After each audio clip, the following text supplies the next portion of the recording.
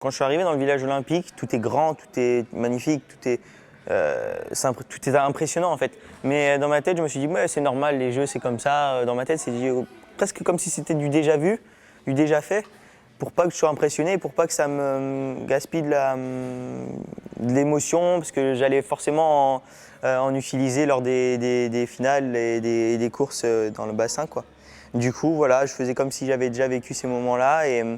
Et après, voilà, au fil du temps, au fil que la compétition passait, voilà, je me disais, ah, c'est quand même beau, c'est quand même magnifique.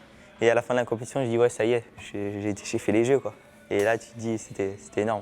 Sur tous les détails, c'est énorme. Sur les places dans la piscine, sur l'ambiance, sur les transports dans le village, tout est énorme. Donc c'est impressionnant. Rien que pour ça, il fallait se préparer et il fallait découvrir ça.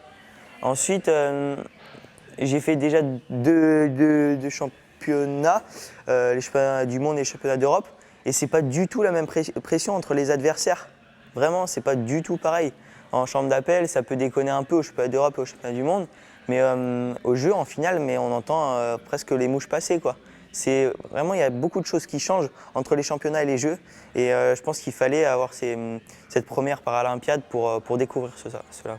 Si on se parle en chambre d'appel, c'est plus pour déconcentrer l'adversaire qu'autre chose.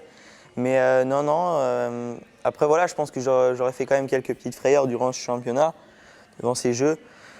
Après, voilà, je pense qu'ils savent que voilà, dans 4 ans, j'aurai 20 ans et j'aurai forcément plus de force, plus de physique, j'espère.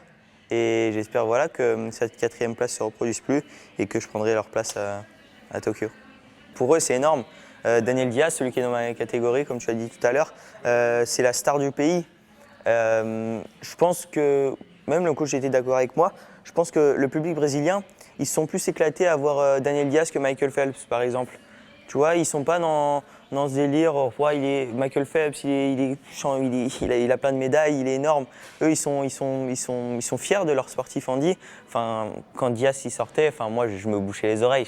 C'était la fête quoi, dans la piscine. C'est impressionnant. Et au Brésil, il y avait quelques pubs avec leur athlète handi. En France, on ne voit pas ça.